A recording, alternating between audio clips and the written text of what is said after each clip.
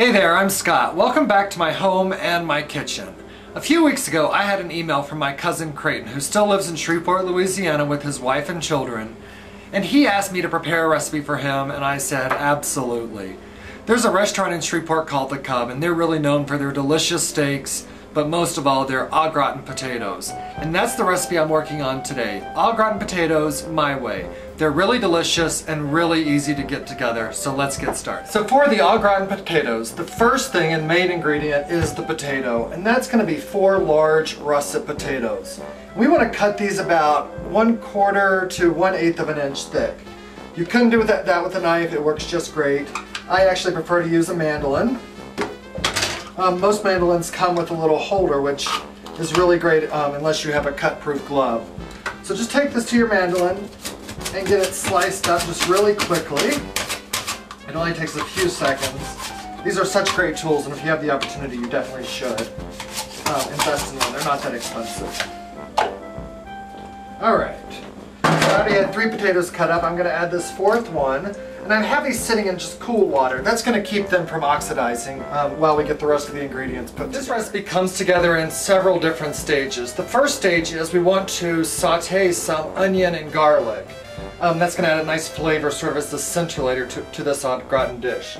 So what you'll need for that is going to be 1 large white or yellow onion, Mexican onion, chopped about 1/4 of an inch dice, not too fine but not too bulky, and 2 cloves of garlic, finely minced. After you do that, we're going to create a classic bechamel sauce, which is 3 tablespoons of all-purpose flour and 3 tablespoons of butter, which we're going to mix with 2 cups of half and half. And to that we're going to add 1/2 teaspoon of salt and 1/4 teaspoon of cayenne pepper. And that gives us a basic bechamel sauce, a classic French sauce. And to that we're going to add some cheese, so at that point it's going to become a Mornay sauce. The cheese you're going to need is 1½ cups of grated white cheddar cheese and 1/2 cup to 1 cup of a Gruyere or an European Swiss cheese, whatever you can find in your supermarket. Salt and pepper to taste. So let's get started sauteing the onions and the garlic. To get our onions and garlic sauteed up, what I've done is added an additional 2 to 2½ tablespoons of butter to a hot skillet. That's not the 3 tablespoons of butter we discussed earlier, that's more. This isn't that heart healthy. So our onion goes into the hot butter, and I just have this over a medium-high heat, which I'm going to turn down to a medium heat and let these saute, because they're going to go for just a little while, and when I say a little while, probably 15 minutes on medium to medium low. Alright, our onions have been on the stove on about a medium heat for about 15 to 20 minutes. And they're just a golden brown, not too dark brown. And that's just, like I said, that's just developed the natural sugar flavor that we get from the onion and from the garlic. So I'm going to turn my heat off, move these onions over to the side and let them cool just slightly. I'm also going to preheat my oven to 400 degrees. The next step is to create our sauce, so let's get started. So we have our onions sitting to one side, just getting a little bit cool. I've also gotten a large casserole. This is about, I think, 10 by 9 by 12 or so that size. That we buttered well. You could spray it with pan, that works just as good. And I have a saucepan on a medium-high heat, to which I'm going to add our butter, the 3 tablespoons of butter. That's going to go right in. And we're going to mix that with our 3 tablespoons of the flour. As soon as that butter melts, we'll put our flour in. And in goes our flour. The best thing to use for this is a whisk. You just want to get in your pot and really whisk that butter and flour together until it is all combined. And ultimately this flour and butter is going to be what thickens the sauce to make it really, really luscious and delicious. So into our roux, I'm going to slowly add, while whisking, 2 cups of half and half.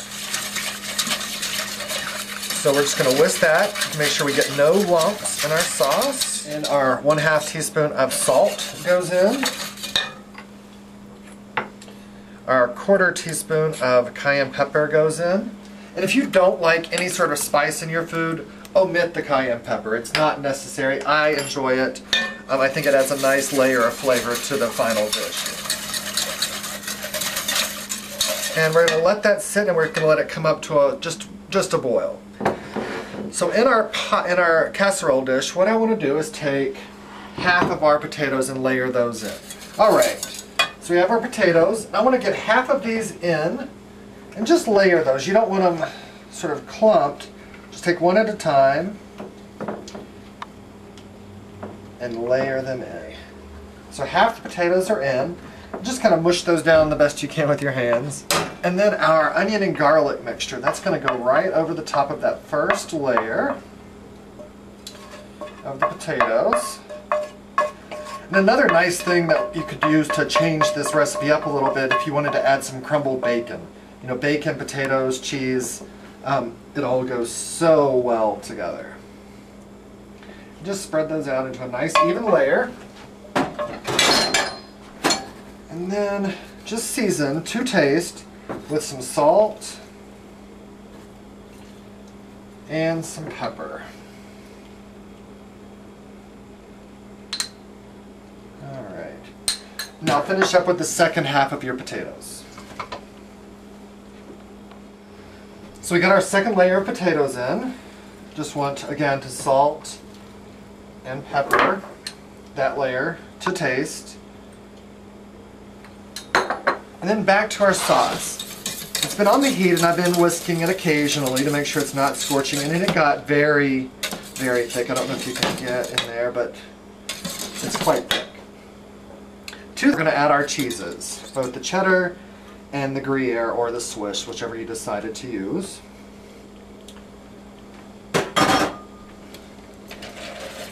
And just whisk with the whisk, get all of that incorporated.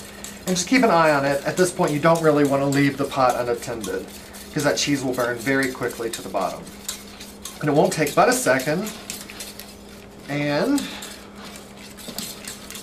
you have a very classic French Mornay sauce, bechamel sauce with cheese. And it is very thick. Alright, got my heat off. The sauce, I'm going to just pour slowly over this so that it can kind of work itself down into all those nooks and crannies. So we have all of our Mornay sauce poured over the top, and I just took a spatula and sort of moved the sides in just slightly to allow some of that cheese sauce down the sides. It'll fit. So into our preheated 400-degree oven, it's going to go for 1.5 hours. Really try not to open the door very often during that cooking time. It's going to cook perfectly, the top will be nicely browned, it'll be delicious.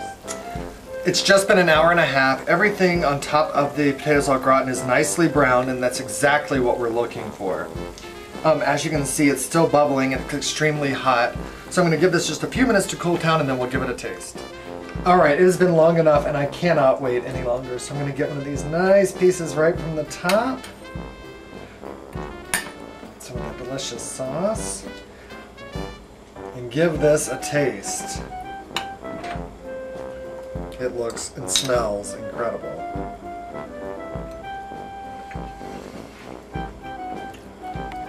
You know, there's a reason that French food is some of the best food there is, and this dish is exactly one of those examples. This is absolutely incredible, and it's going to go great with a nice steak and some sauteed chard that we're having for dinner tonight. So I really hope you enjoyed this recipe. It is delicious.